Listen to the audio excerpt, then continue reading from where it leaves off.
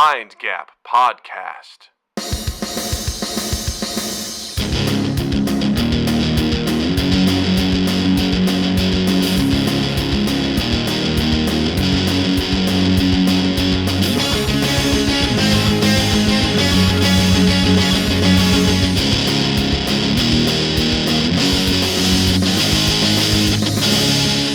Hey everybody, welcome to Mind Gap Podcast. I'm Doug. I'm Justin, and Doug, what is the weirdest combination of food that you secretly love? I'm a monster. Be honest. I'm a monster. I'm a little monster. I can just I'm a motherfucking monster. No, I'm a little monster. I'm a little monster boy. And honestly, I don't like where this is going. But I mean, here's the thing. Nothing comes to mind right off the top of my head, but I just know that my standards, especially when I'm by myself, are incredibly low. Low. I want to pick that apart just Let's for do a it. second. Pick away at this scab. Your standards when you're by yourself, especially. Yeah. So you live with your wife and your daughter. I do. And your wife and you are very close. I feel like you have a very healthy relationship. We do. In what you tell each other, how honest you are, this and this and this. Mm-hmm. So you're saying that there is a level of depravity that comes out when Jill is not there. Which doesn't happen very often. I was going to say, I feel like you don't hold much back in general. No, but there's still a valence that you have, coverage that you have that gets peeled back. It's like that line from Matrix Reloaded where the dude with the beard, Neo's like, you need humans to survive. He's like, there's levels of survival we're willing to stoop to. Okay, so can you come up with an example of when what was something that you would eat when she's not there that you wouldn't be caught dead eating when she was there? Oh man, or is it how you eat it? It's probably both. Honestly, it's probably both. Okay, because she's very much what's the rule on how long is too long that leftovers in the fridge? I read an article that says as long as you heat it up for 30 seconds once every 2 days, you can basically have it indefinitely, because it kills the bacteria. That can't be right. It extends the life because it kills the bacteria, So okay, there's that for starters. Okay, all right. Where she's like, oh, gross, I'm not eating that. I'm back in my mind, I'm like, if I was by myself, I'd eat that. What you don't know, Jill, is every 2 days I have been heating this up. She still is like, I don't fucking care. I don't care what science says. I'm not doing that. Jill's very particular about texture. Uh-huh. She's also very particular about temperature. If you're supposed to eat it warm, she will only eat it warm. She will not eat something cold. The idea of eating cold pizza makes her want to vomit, especially cold soup, things like that. She's like, what about gazpacho? What about it? Because the thing is, it's meant to be eaten cold. So it's meant to be. It's meant to be cold. Wait, what? Never mind. I'm going to save that for a future poll for movies. I'm not going to spoil it now. All right. I'm going to write that one down. Okay.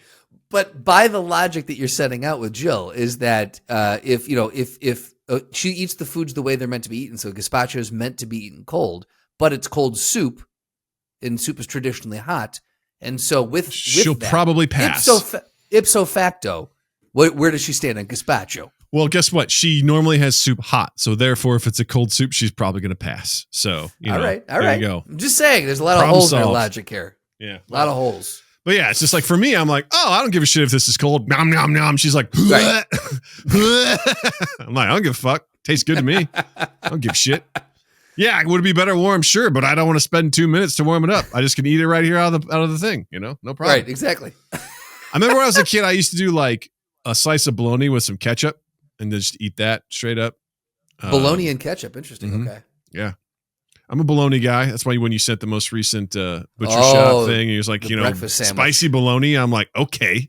It was spicy fried bologna. It was, Doug, I was burping it up the rest of the day. It was so good. Oh, man. So good. It's that stayed with me. Yeah, as it should. Yeah. It was for those... By the way, follow EA Brady on Instagram. Okay, I'm just going to say it now. Every Saturday they post a specialty breakfast sandwich. All sorts of stuff about Tom Brady. Big Tom Brady fans. That's Wayne true, Brady fans. It's just a Wayne Brady and Tom Brady account. Fan account. And they also play a lot of EA sports games. They do. It's Exactly. It's in the name. You know what I mean? Yeah. It's my local butcher shop, and they do every Saturday specialty breakfast sandwich. And I send them to Doug every week. And this last one was just kicking it back to old school childhood. It was a fried bologna sandwich, homemade bologna, pork and beef bologna. It was spicy. They had a spicy mayo on it with butter pickles, a fried egg, and they topped it off with some potato chips, some wavy Lays. Oh my God, it was so fucking good. Hell yeah, that sounds so amazing. Fucking good. Got that crunch. I guess to answer your question, I don't have a specific thing. Just know that my standards are poor, and that every now and again that side of me comes out. Thankfully, Jill has helped me sort of like be like, yeah, you shouldn't do that. But there's definitely times where I'm like, you know, I look around what's in the because there's also weird combinations that Jill's like. I'm like, oh, we could have like fried chicken, like, you know, like a crispy panko coated chicken with, I don't know, like I don't know, I can't think of any examples, but she's saying like, oh, those two things don't go together. I'm like, who the fuck cares? They're two different meals. And she's like, yeah, but they don't go together. I'm like, I don't give a fuck. Yeah. I'm having soup and chicken. I don't care. Like, you know, like that's not a cohesive meal. There's just something for her where she's like, they don't go together. I'm like, I don't give a fuck. I'm eating them. So anyway, I don't have anything specific. Do you? Yeah. Well, yeah. So for me, and this is a pretty well-known one if you know me, I know you and I talked about it, and I think Jill even referenced it when when you guys were up here last time, which is so funny. I forget that she knows about it. But second day pizza. So you get the pizza, you eat the pizza, leftovers. The next day, I'll put peanut butter on it. Mm-hmm. And I won't apologize. It doesn't matter what kind of pizza? I have not met a pizza yet that this has not worked for me. Not even Hawaiian pizza? Oh, especially not Hawaiian. Especially Hawaiian is num num num. I was like, wait, you're like, absolutely not. That's how absolutely. You just say. Nope. I think you just found it. Never let him know your next move, Doug. Num num num. Eat it all up. Yeah, absolutely. Yeah. What about that? Is it like the savoriness of it? Like, I don't know. I genuinely don't know where it started. Poor people understand. I wish to fuck I could. I have no idea where it started is the thing. Like I don't, I'm trying to remember back to like when I first like was like, oh, I'm going to put peanut butter on this. I don't know. I have no fucking idea how it started. Did your dad show you? Did you learn it watching him? Here's the thing. It was probably, I was a fat shit in high school. And this probably was just like, how could I put more things in my mouth? If I put peanut butter on top of pizza, that is a wild combo to be like. It's, you know what? Here's the thing. I've never shied away from, like, Milos cannot stand sweet and savory together. Like, he's like, it just doesn't work. Sweet and savory needs to be separated. And Milos, if you've changed your mind on that, too bad. That's canon now. But I have always loved sweet and savory stuff. Like chicken and waffles is one of my favorite fucking dishes. So like to me, this is just another version of sweet and savory. You know, I don't know. I don't know. I feel like it's savory and savory. I guess peanut butter is, peanut butter is sweet. It's got sugar in it. Sometimes molasses, depending on what you get. Oh, so you eat the garbage. You don't eat the au natural with just the peanut butter oil. I eat the one with the cane sugar. So it's real sugar. That's right. Yeah, I don't use the high fructose corn syrup in my peanut butter. Yeah, I don't use the Peter Pan. Not saying they're bad, but I'm just saying. No, you're right. It does. There is like some sweetness to it. Yeah, you're right. I forgot. I was like, because peanut butter, I'm like, I don't know, is that? But then on the other hand, it's like, is peanut butter savory? It's like, no, it's not. It doesn't have an umami flavor to it. Like, let's give me this savory little treat, peanut butter. You know what I mean? Right. Like. Peanut butter or truffles, it's the same thing essentially. Do I want Lay's or do I want peanut butter? Basically the same thing, right? You know? That was a dumb thing to mention. My bad. You're right. Sweet and savory. Sweet and savory. So I do have a couple food combinations that are a little weird, and I want to go through them real quick and just say, let's do a speed round and just, would you eat these combinations? Okay. Lay it on. Because this first one I have done on a sandwich, peanut butter and pickles. I haven't tried it. Okay. But I would try it. Because I like both of those things. Depends on what kind of pickles. We talking sweet pickles? I say dill. It has to be dill all day. All right. Kosher dill. Yeah. Okay. Yeah, I'd try it. Yeah. I don't know if I'd be excited about it, but I'd try it. I have eaten it and it's good. I remember when I was younger, I insisted my sister try it and she did. And I found out later my dad paid her $1 to try it, to placate me and stop me from fucking just being a bitch. Your dad knows sometimes you got to throw money at a problem, you know? Look, I've learned a lot from him, and that is one of the things. Throw money at problems. How about French fries and ice cream? This is the old dip in the frosty. Have you ever been to Wendy's right? and gotten a frosty? And it's delicious. It's fucking awesome. All right, popcorn and ketchup. Ugh. Right? No, why? Just put like fucking M&Ms in there with it. Do your sweet and savory that way. Why ketchup? That just sounds messy.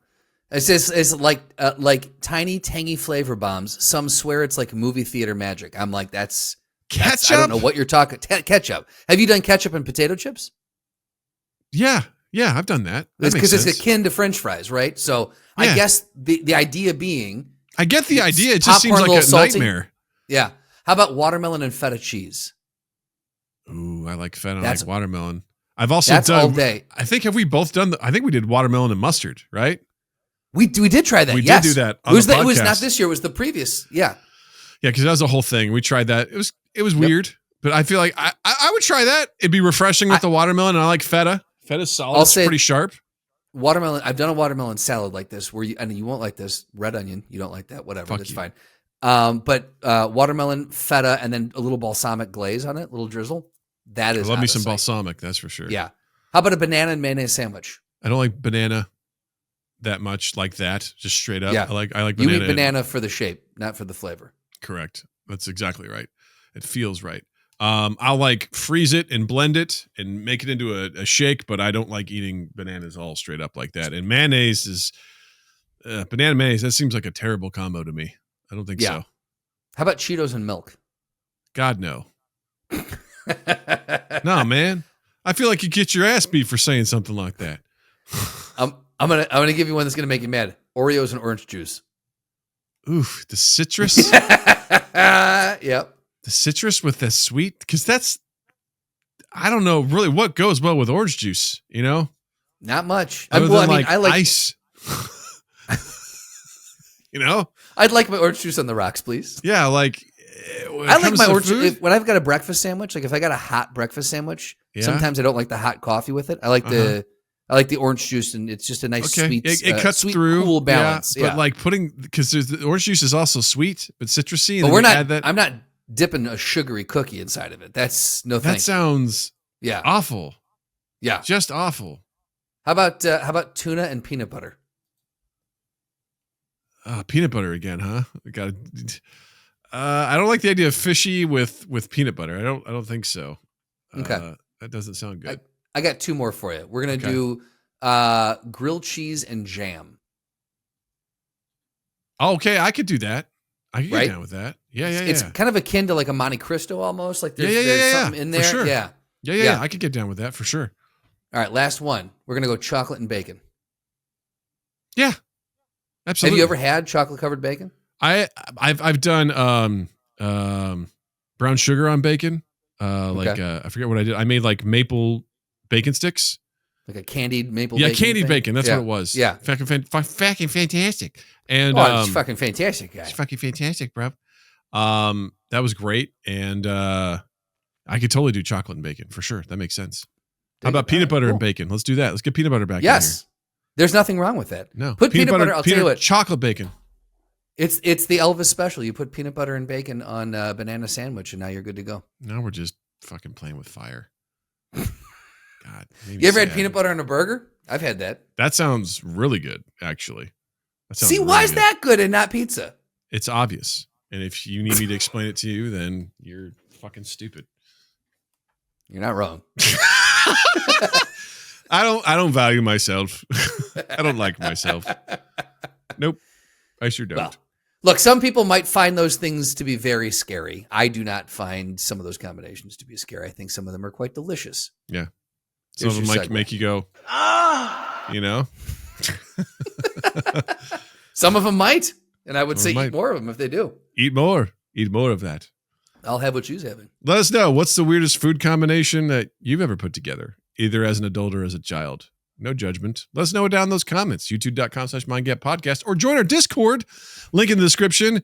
Head over to the podcast discussion channel and drop us a little thing on what you think. What do you think about that? What's your weirdest combo? We want to hear your weirdest combo. Good stuff. Mm-hmm. Justin, I missed you last week. I missed you guys too. I missed you too. I missed you guys when I saw it. I was like, FOMO, Jill's on. You guys, it was great. Guys. You're like, Doug, you need to fill in the gap, and I just go, Jill, you're going to be on the episode next week. She's like, okay. What are we talking about? I'm like, don't worry. Don't worry about it. I'll figure it out. It'll be Beth HR related. Beth saw the write-up and she went, oh, you couldn't have had a better topic for her. She was so into she was like, this is great. She goes, what a fun episode. I was like, I wish we could have had you on for the previous week where we were talking about, the Coldplay concert. Cause I feel like, there's so much to talk about that and everything. Yeah. But I was like, we'll do one a little bit that's in the same vein. Like, let's do exit interviews for fictional characters. So if you haven't seen it, that episode is out now, episode 502.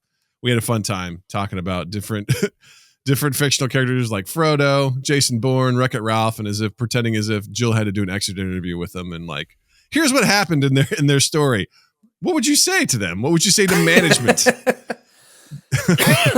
as their bosses at fucking government trying to kill Jason Bourne because he made one mistake. Right. She goes, seems like it's a lack of communication. You know what I mean? Yeah, you're the HR lead for Treadstone. So go for it. Figure it out. So it was a good time. We had a good time with that. So this week we're taking a little bit different turn. We're getting a little bit darker. We're talking about kids movies and the most traumatizing scenes from those movies when we were kids, where we review them now as adults and be like, what the fuck? This was a kids movie? Right. This was in a kids movie? Yeah.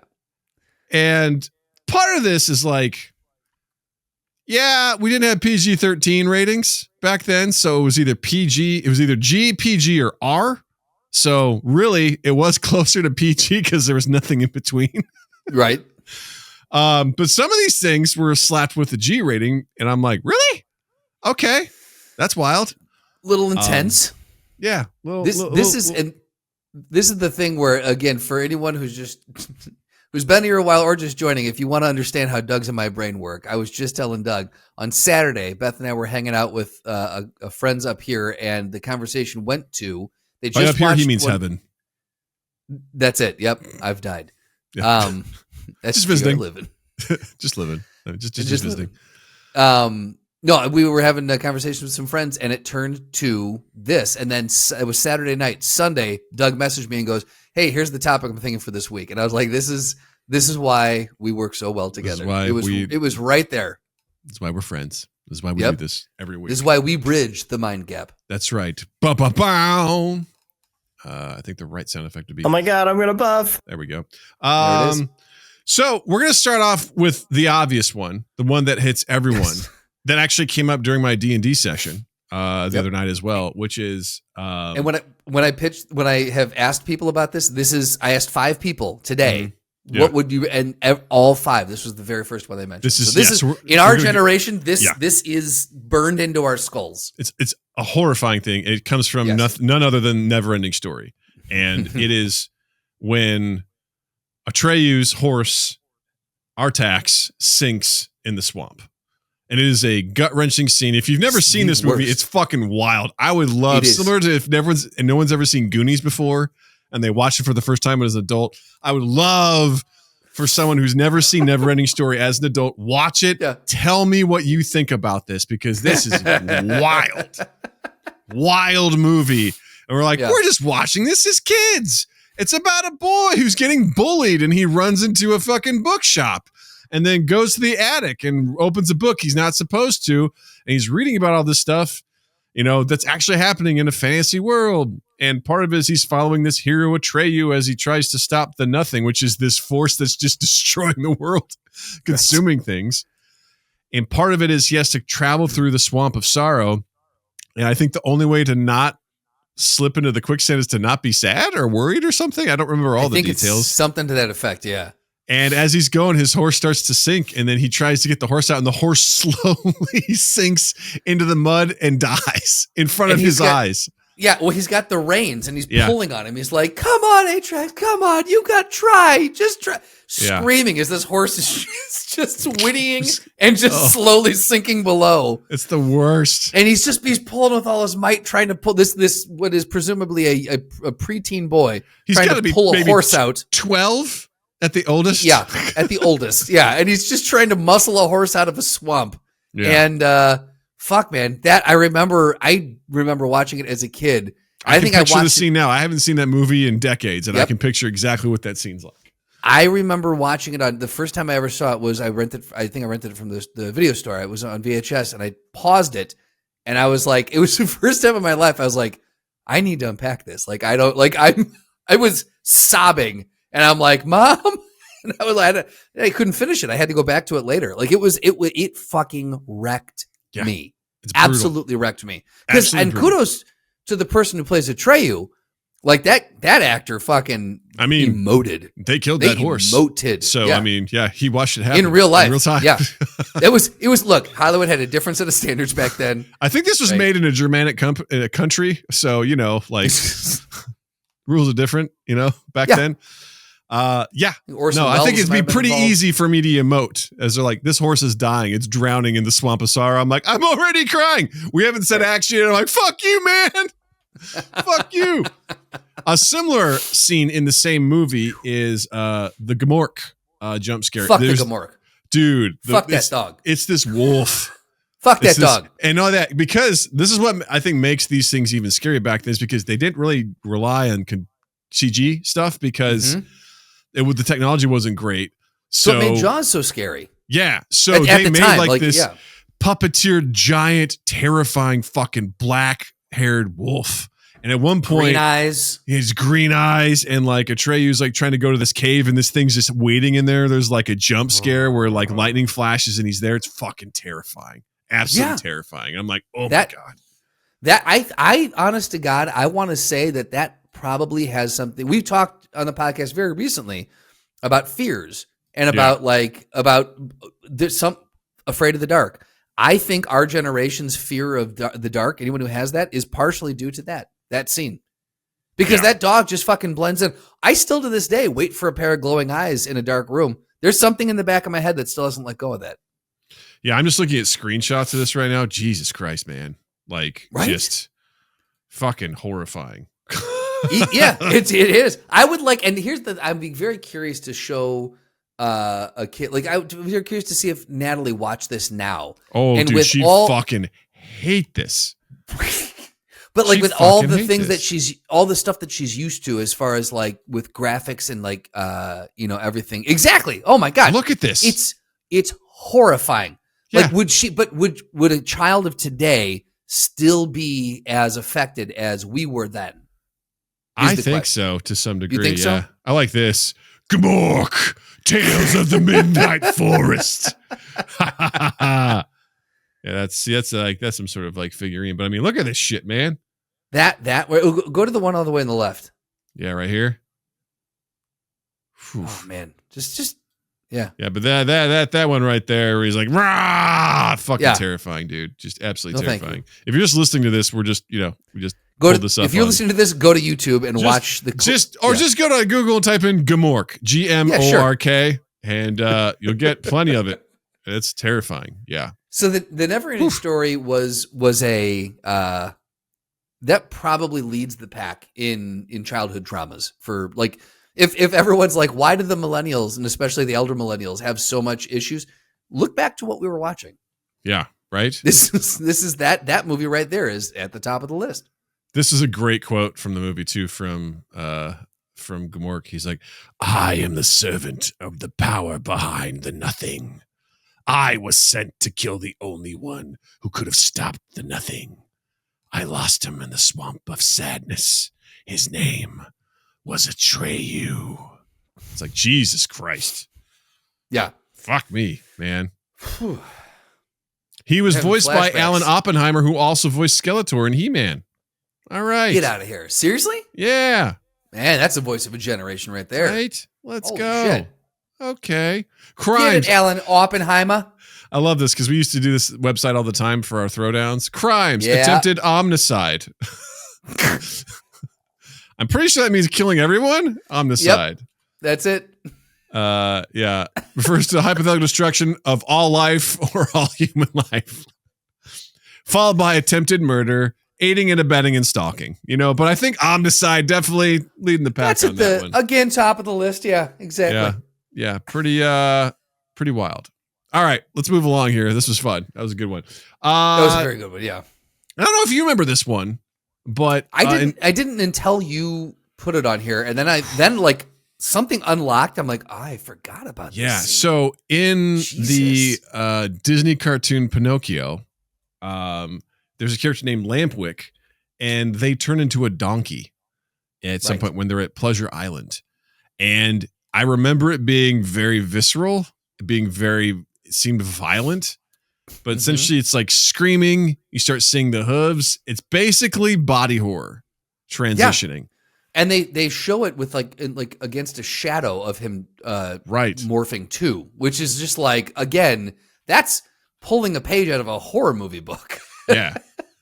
It's intense, like, for sure. Yeah. And yeah, again, this movie came out, 1940? So they're like, this is fine for kids. Yeah. No, that's not a problem. It's like, they're used to getting beat with a belt. This is totally cool, you know? We used to beat our kids with switches. It's fine. They can take this. You know what's going to set these kids straight? Let's show them what happens when they're jackasses. I mean, to be fair, this kid's also smoking a cigar, you know, and playing pool and shit like that. So, you know. Different time. As kids did. Kids were wont to do back then. That's right. No, but I definitely, it was the sound, like the braying of the donkey. Right. It cut through. It was very visceral. Yeah, it's very brutal. Brutal. Yeesh. Yeah. Yeesh. Talk about another animated one was Mufasa's, a little bit later, but Mufasa's death in The Lion King. That was, again, what year did that come out? 95? That was definitely a 90s one. Lion King came out in 94. So 94, yeah, we were 11 when it came out. Yeah. Yep. So 11-year-old watching this, just a murder happen. It's a straight up murder. What's weird is that, like, at the time, I was like, that sucks. Oh, he lost his dad. You watch it as an adult now. Like, now he's like, I want to watch The Lion King. Jill's like, I don't want to watch this movie. Like, because not only does Mufasa die, then Simba finds his body. Well, that I think it was more so than anything. He's like, Father, you gotta wake up, Father. And he's like nudging him and stuff like that. He's not waking up. You're like, oh no. Yeah. Oh. And then he gets blamed for his father's death. It's just like, dude, what are we doing? It's like, yeah, man. Fucking nature's metal, bro. You know? And that's the hyenas came through and went, nature's metal, bro. You know, and ate the butt first, you know? So that's how you got to do it. That's how the hyenas do it. Got to eat the butt first.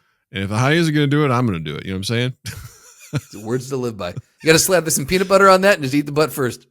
You got to do it, baby. You ever had peanut butter on a butthole? Those are my two combinations. Butthole, peanut butter.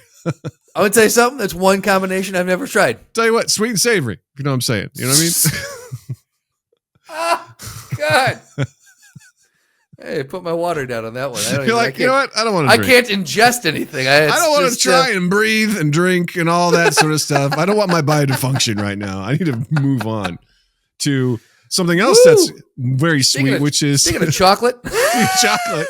Charlie in the Chocolate Factory. Everyone's favorite scene. The motherfucking boat scene, man. Yeah. Like... That to this day, Beth won't watch that scene. She's like, this scene is fucked. We watched that movie not too long ago, about a year ago, maybe, with Natalie. Mm-hmm. And I was like, Natalie, this scene's going to be weird. And it was weird. Absolutely, yeah. There's something real unsettling about that scene. Well, especially when you got Gene Wilder doing his weird monologue while it's happening, and just you're seeing the imagery with it, which is insane. And then what I do love is just like they get like, it's just like a hard stop. Like, we're here. We're here now. We're at our destination. Which if you're not convinced after that he is a murdering sociopath, then I don't know what's going to convince you. That is Joker level insanity right there. Yeah, right. Because it's one thing to be like, oh no, kids, don't eat the thing I told you not to eat. You know, like, he fell into the chocolate river. Like, I get it. Kids suck, you know, so they're not going to listen. They get it. You know what I'm saying? You know what I mean? And but with something like that, he's like, cool. In case you aren't terrified, we've already lost one child. Let me give you some thoughts that are rattling around in my brain 24/7, along with some visual aids. It's like, what the fuck? I've prepared the slideshow for you. Yeah, because that's the thing. He prepared that. Yeah, that wasn't just like spontaneous. He prepared. He's like, okay, Oompa Loompas, gather around. I need you to construct something for me. Put together. I need you to construct a learning plan.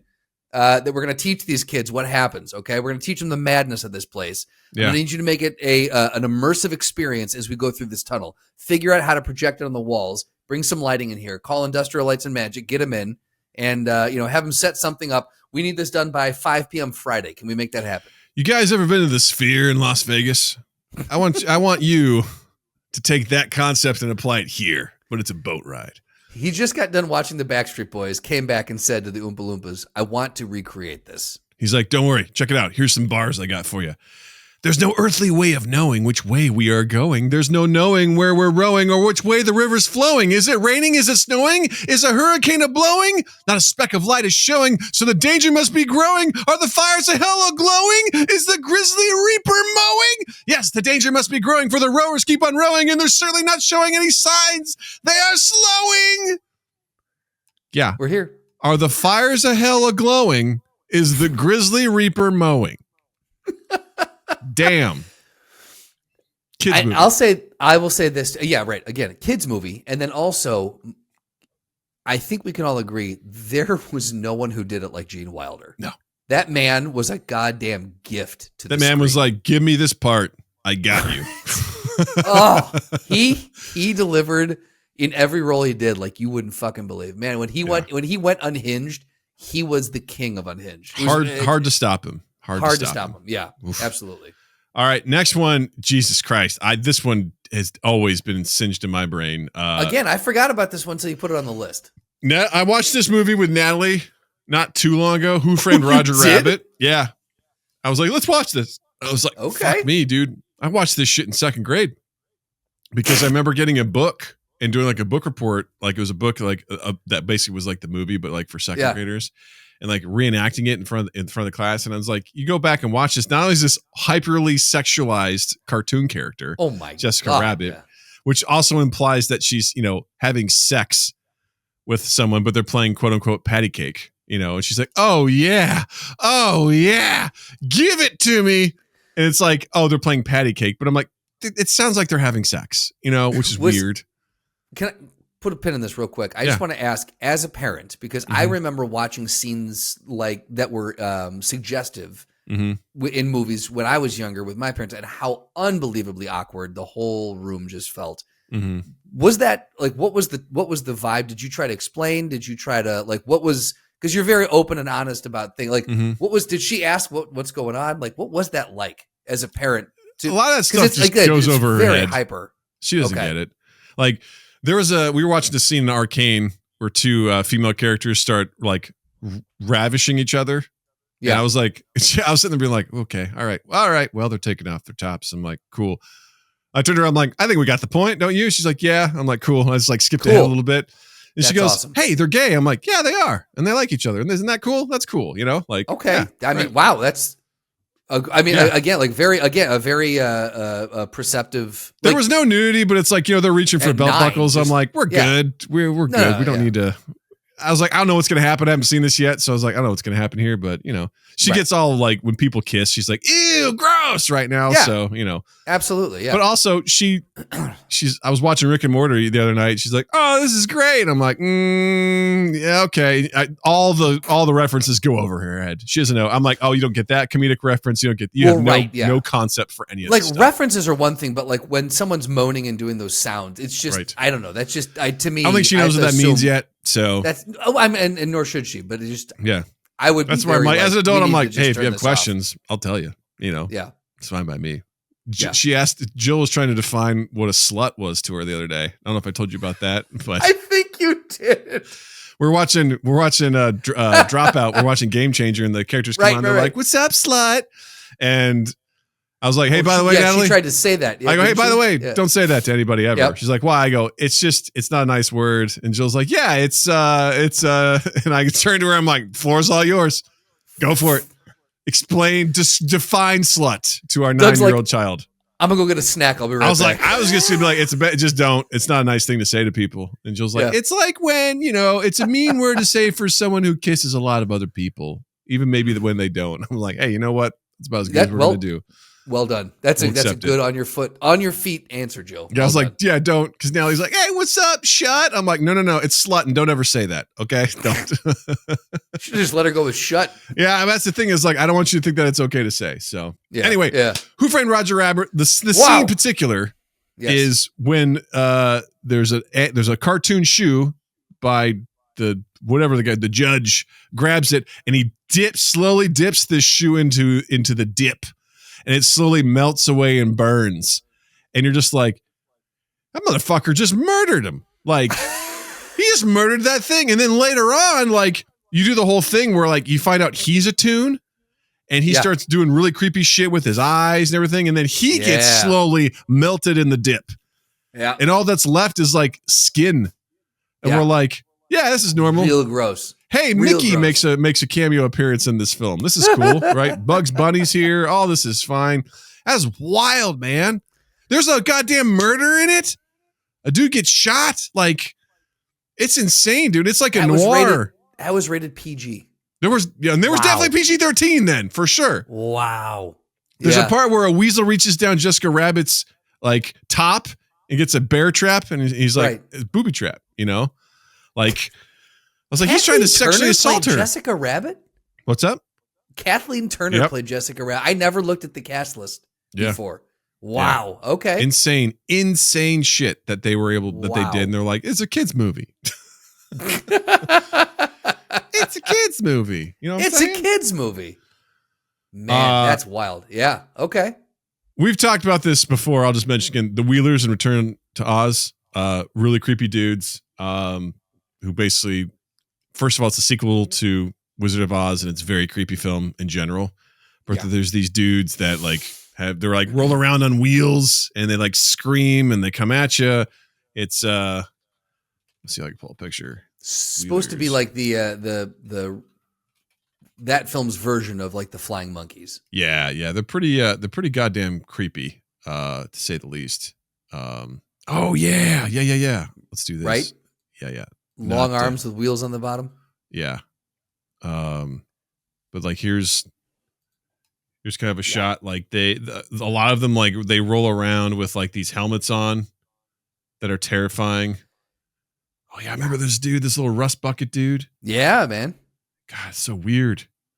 But yeah, they were very, very, honestly, this whole movie, fucking weird, man. Look at this shit. Yep.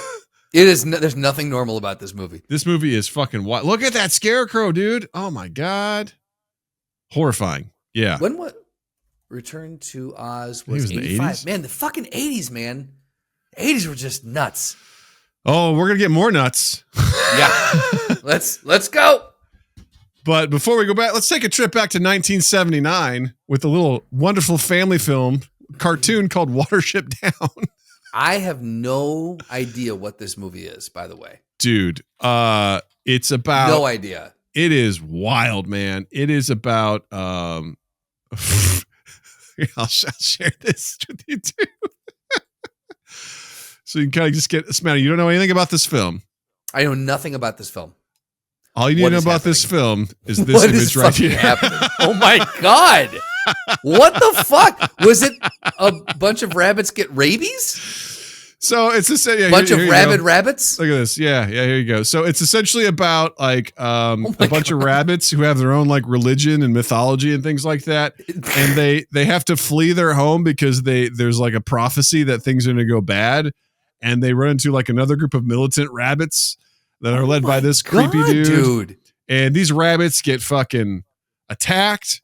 They get shot by hunters. They get killed by badgers. They get just absolutely ravaged by dog. Kills several of them. A hawk grabs one of them.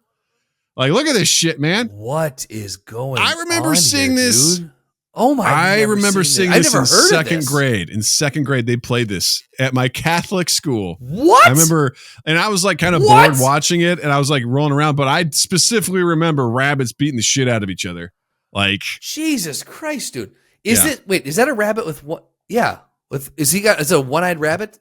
Yeah, Look at dude. Yeah, he's like the personification of evil incarnate right there. Jesus. Yeah. This is wild to me. And I'm sorry, did Netflix redo this as a CGI movie? It seems like it maybe. It's I think they tried to water it down, allegedly. No pun intended. Yeah. This looks like shit. Wow. This looks like this looks like the live action Lion King kind of shit. Yeah. Yeah, I don't think you need to do that.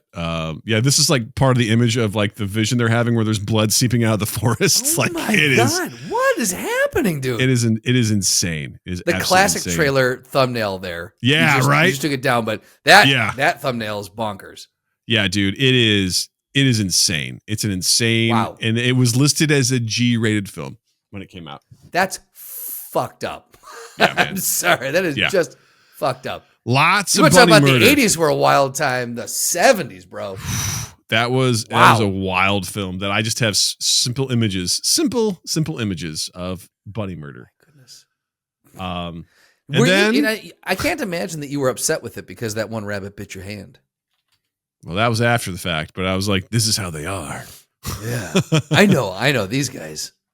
And then we've got the Brave Little Toaster. Another. You ever watch this one? I watched it probably when it came out, but yeah. I remember watching it a lot as a kid, and I remember there's some really intense shit that happens in this.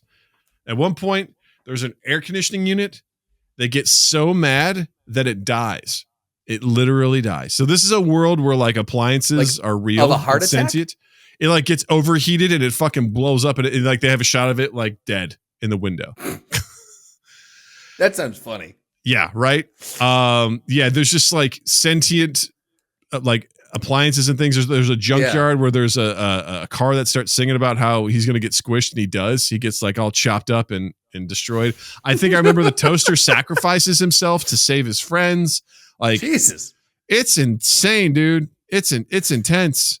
87. Yep, there we go, man. 1987. And if you just Google it, you see a lot of people being like, hey, a Brave Little Toaster, a horrifying classic. Just filled with insane things where you're like, wow, okay, interesting. And you put one on here too. This one right here. I completely forgot about that. And I remember seeing this in the theater. Tell me about it. This actually came up. I brought this topic up to Bob, and he was like, oh, dude, he goes, can I put one on the list? I said, sure. And he goes, My Girl. And I was like, whoa, core memory unfucking locked. And it came flooding back. And it was when Macaulay Culkin got killed by bees because he was allergic to bees and they were climbing trees, gets stung. And then not Anna Paquin, it's Anna Chumley. Chumley? What's her name?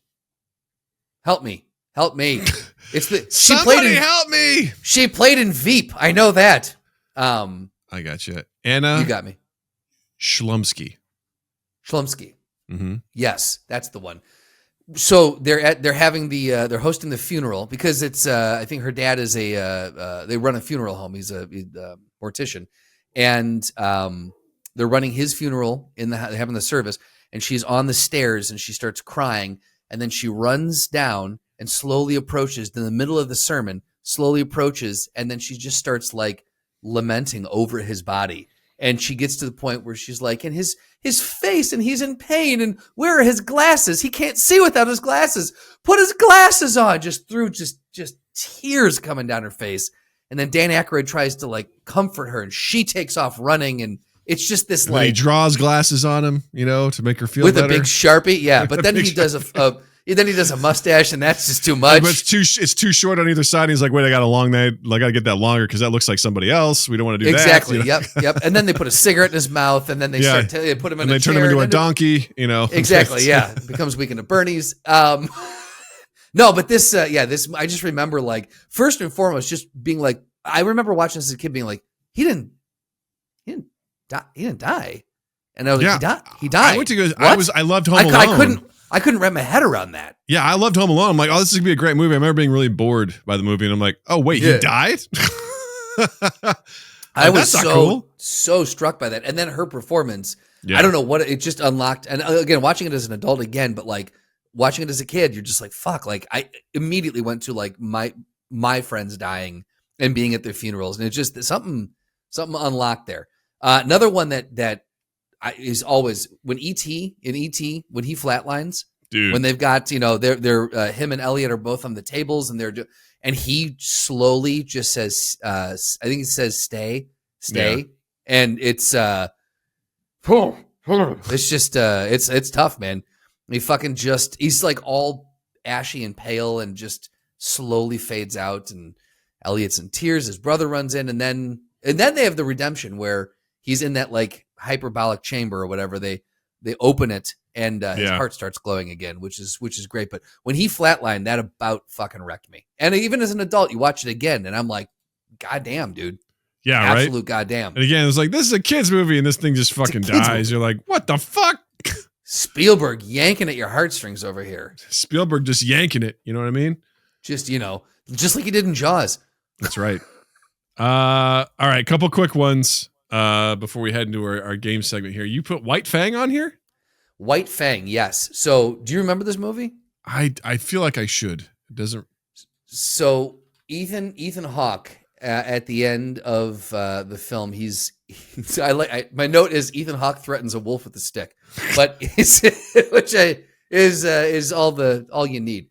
But based off a book, I believe. But at the end, he's basically trying to get it to go away. He's like, they have this moment, they've connected this, and like to save the wolf. I can't remember all the specifics, but to save the wolf, he's got to get him to like, you've got to go now. Go be with your own.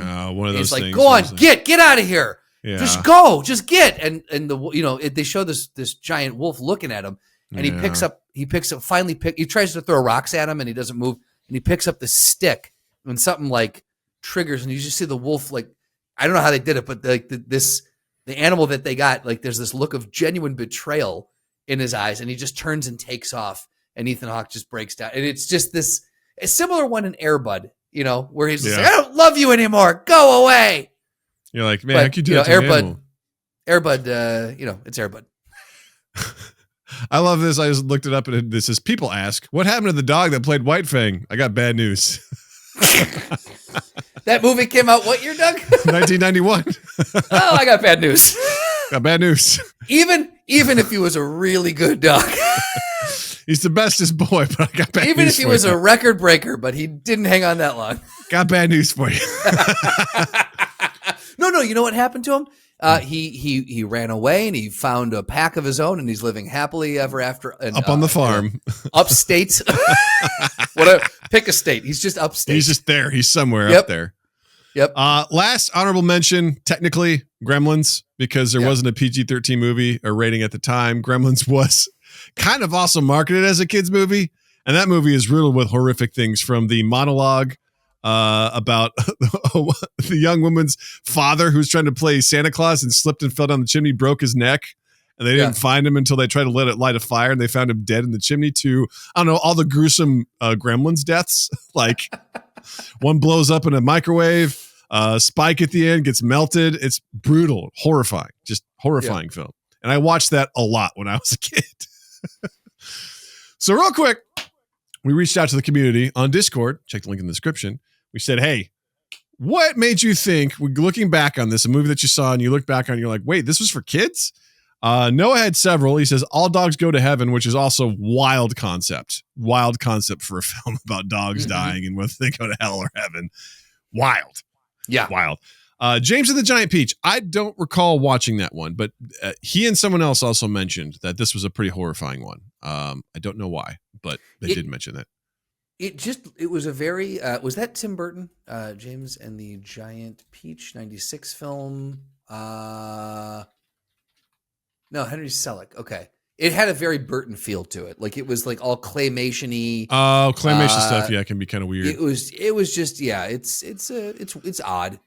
At that time, I was listening to Smashing Pumpkins and Green Day and Bush, so I was way past James and the Giant Peach at that point. Doug was deep into Bush. I was balls deep in some Bush at that point in time. Yeah. So he also mentioned Brave Little Toaster and Neverending Story, of course. Yep. And Seth mentioned Fox and the Hound, which I do recall being quite sad. I think that was another Disney film. And he also mentioned, he goes, it's not a kid's Fox and film, the Hound, yeah. but It, because that was the classic, made for TV movie that was on. Sure. So sure, everyone watched that Yeah. movie when it was out on TV. I remember everyone talking about it, being like, dude, that clown's scary as hell, man. And that basically wrecked him, even though it's not for kids, Yeah. it was made for TV, so you could watch it. You can watch it. Yeah. It was yeah. on TV. Yeah. So that was from our Discord community. Let us know in the comments what movies Please wrecked let us you, know. what scenes wrecked you. We went We'd through a love lot to- of them tonight, but there's Yeah. not. I mean, this is scratching the surface because Yeah. everyone's got their own traumas. But man, back in the day, I just feel like there was a lot more of this weird shit back in the day. Do you think that affected us?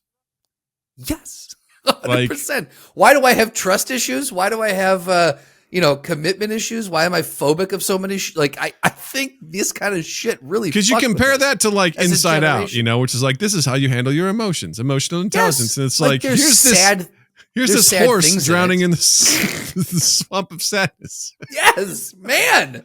Like that's You know? why I have separation issues. But here's the thing, like story wise, it's a great story element. You know what I mean? Like, Dude, can't argue against it. It was shot well. It was acted well. It's a Yeah. great story element. It moved things along. It we're really talking gave about some. it. We're talking about it. How many years later, right? Like, Impactful. but no, it's impactful. But no, dude, that is absolutely. There are so many. All that shit is why we have. We're a generation of fucked up people, and that's Because it'd why. be one thing if we had Neverending Story and Inside Out at the same time, where we were balancing both. But it No was one just gave like, us. No one gave us tools to work through our emotions. here's this really weird, like dark thing. We're like, oh man, I'm sad. The horse is dead. They're like, shut up, pussy. Go to work. I'm like, I'm 7. It's like, well, get a job. Go to school and don't talk about this. Go to school and shut your goddamn trap. That's so true. There was no tools. There was nothing to process. Our parents this. weren't equipped to break that down. Fuck No no. way. Absolutely not. That's why we don't talk anymore. Anyway, that was fun. Now let's get to more fun. Let's go to patch notes in real life. We've got more patch notes for you, Oh. Justin. My fucking cheeks hurt. All right. Yeah, baby. Slap them cheeks. Yeah. All right. So if this is your first time here, what I do is I've got patch notes as if real life is a computer game or a video game, and we've got to make adjustments to it. So I'm going to read Justin the patch notes, and he's going to respond whether he thinks they're good, they're bad, and give us his 2 cents. Justin, are you ready? All right. I'm ready. Let's go. All right. Newest patch. Receipts summarize your shopping like a quest log. Yeah, why not? Sure. You gonna help me out with what a quest log Today, is? 'Cause I feel like this is 12:01 Eastern Standard Time, our fair hero Justin accomplished the following tasks using his monies. 1. I'm gonna change immediately. I'm changing it back. No, horrible. Because what if you go? His first achievement, buying peanut butter. Second achievement, buttholes. Yes, you're right. What if you rip the receipt in half? Does it just scream in agony? I mean, it could just be Because what written if you down in buy that way. multiple It comes things out in as it? a scroll, so you can be like, hear ye, hear ye. So it's a CVS receipt, is what Exactly. you're saying? Yeah, it's a scroll. Yeah. It's a scroll. What Yeah. if you buy multiple things in a day? You go like the 7 stores. New achievement. Yeah, horrible idea. Pass. They need to scrap that patch immediately. Either it speaks to you or it's written in that way. You're like, here's what you have accomplished today, good sir. And it's like, Yeah. do. You bought vitamins, gummies, you baby. All right. Next patch. Hats hum your favorite song when worn. Again, horrible.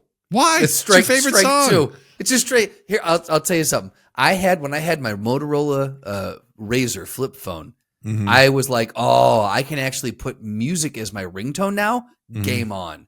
And I Yeah. put what Foo Fighters song was it? I think it was Headstrong by Trapped. It was all my. I think you're right. It was. I put Headstrong by Trapped on that phone, and I love that song. Like you on. I've got to take this. Sorry, I got to take Yeah, this. you know what? I'm not. I'm going to let it play out. Go to voicemail. Yeah, I don't take any calls. I love hearing this fucking song, bro.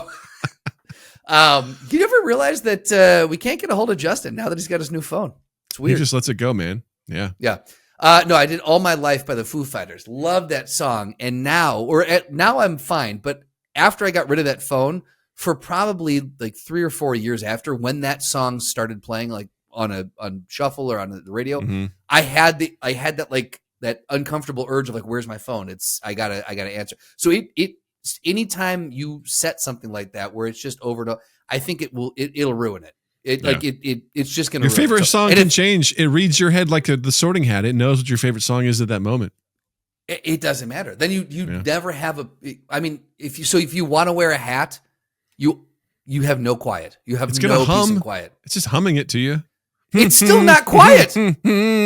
That's worse. I've never heard Headstrong hummed, and now I want to hear it no other way. That is the only way to listen to that song. You ever heard of humming? Have you heard of Headstrong Signed? You know what? If there's anything I want to hear hum, it's Hoobastank. You know what I'm saying? For the listeners, it sounds like this. No, bad patch note. No, Move Doug. on. No. All right. Move on. Toothbrushes. You're not selling me on this, Doug. I'm just saying. Hey, man, you gotta shoot your shot. All right. Toothbrushes track your brushing combos. Ooh, yes, because you could gamify this and make it way more fun to brush. Yes, 100%. Yeah, it can be really fun. Almost like a Fruit Ninja thing combo. You hit top and bottom at the same time. Congrats! Oh my God, he did the swirl and a scrub. Right. Vertical and horizontal. It's like a Tony Hawk skate sort of thing. Back molar +2.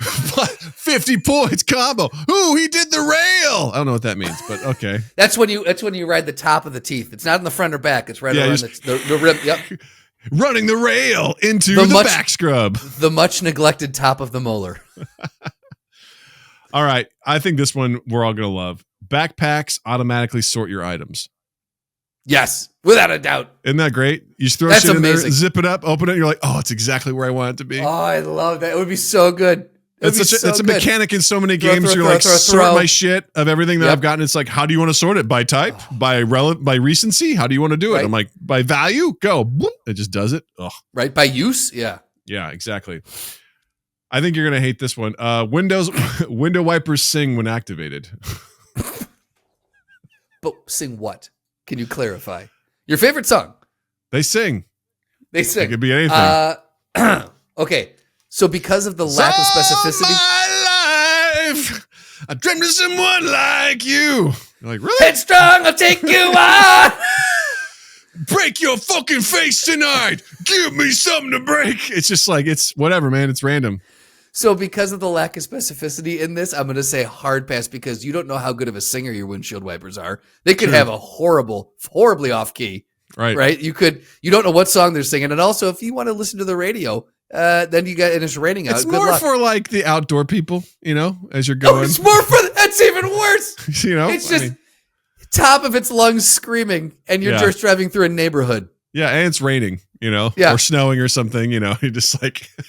It sings it's raining men, but it stops. It's raining. It's raining. It just keeps going. It's raining. It's raining. All right. That's a horrible one. I fucking hate it. Next one. Trash bags auto seal when they're full. This might be the best note I've ever heard. Right?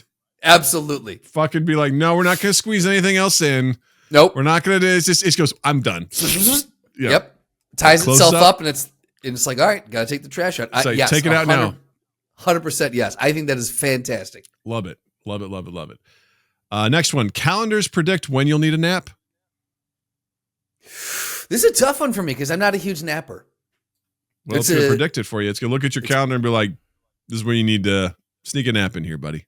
That's what you need to. I feel like my watch should already tell me that. I don't know why I need a calendar to do that.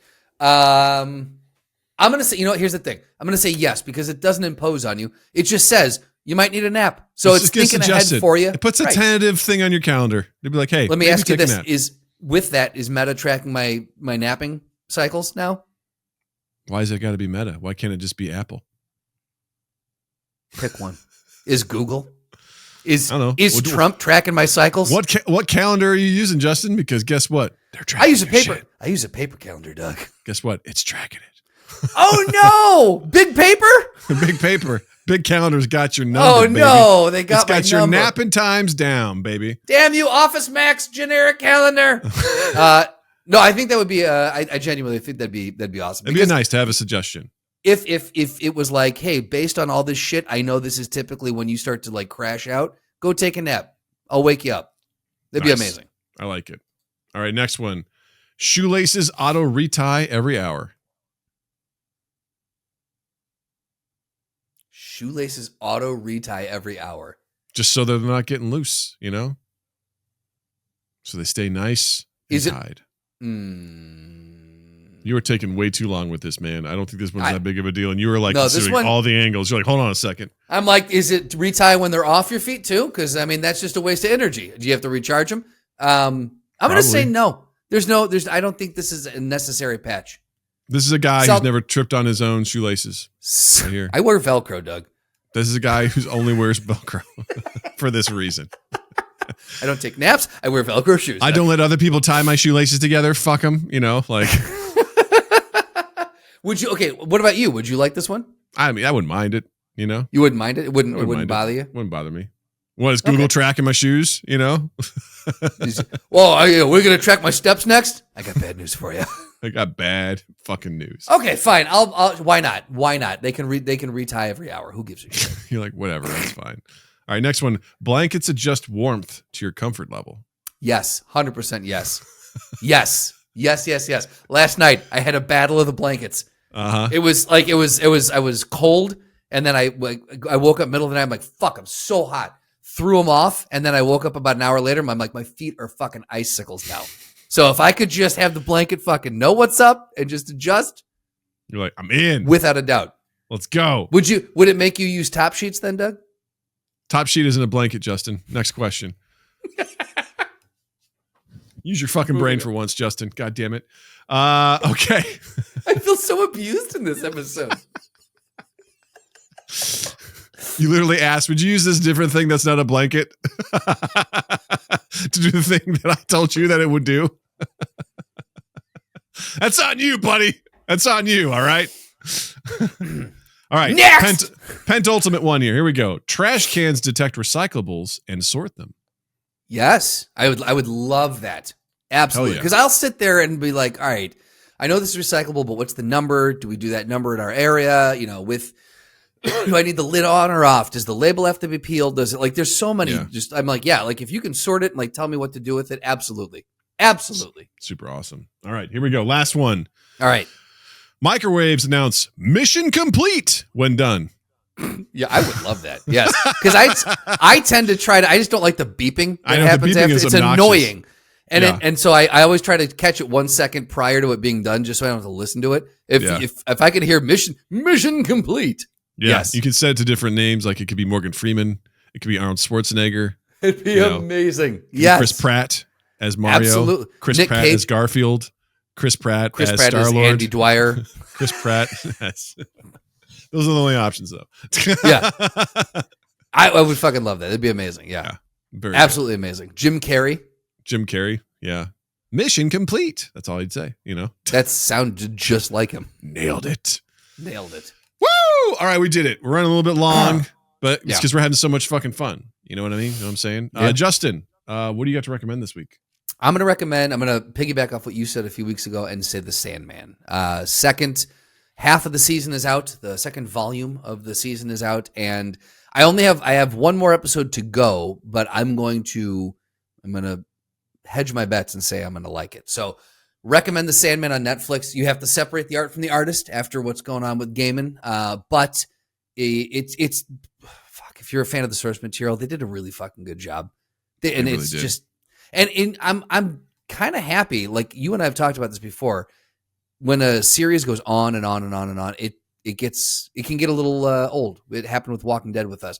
When you put your start and a stop point, I'm like, cool. You can put that on a shelf, and that just lives there, and it's a wonderful. Come back and revisit it, and it's wonderful. And it didn't get old. They didn't mess anything up. So I would strongly recommend The Sandman on Netflix. That's awesome. Doug, what do you Super got? cool. I recently found this band called The Paradox. They're a pop punk band out of Atlanta, and they formed in June of 2024.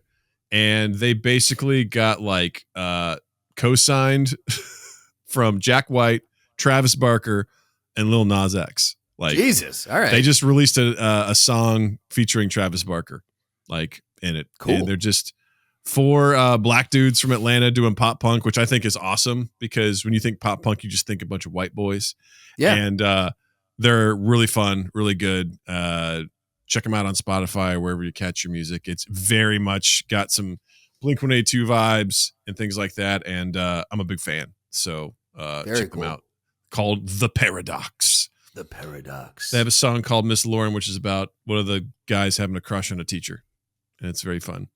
I was listening to it the other day, and Natalie had a teacher in preschool called Miss Lauren, and she's like, "Hey, Miss Lauren!" She saw the song. I go, "You know what the song's about? About a boy having a crush on his teacher." She goes, "Oh, oh." Thanks so much for hanging out with us this week, gang. We love you. As a reminder, check us out at youtube.com/mindgappodcast. Hit the like and subscribe button and leave us a comment because all those things are free ways of helping us, and we appreciate the support. We love connecting with you. We love all that sort of stuff. Check the link in the description to links to our Discord, links to our Patreon, links to our merch at Redbubble. We appreciate all that. And be sure to check out Justin online as well. On Instagram at Justin_Michael, spelled Mikel. It's the fun way of spelling it. And while you're in the online realm, anywhere where you can find audio podcasts, you'll find us as well. Go ahead and subscribe, download, rate, review, do all the things that you do on those apps. The big one is sharing, though. Please let someone know that we exist. Just take the link, copy it, send it out. Say, I like this podcast. I think you will too. It goes a long way, and we appreciate it. TwoWayStaith.com, TwoWayStaith on all social media, and then loveandimprovfilm.com, loveandimprovfilm on Instagram. Yay! Well, gang, with that, I'll say, Justin, thank you. Douglas, thank you. Listeners, viewers, thank you. And you all have a dandy fucking week. Mind Gap Podcast.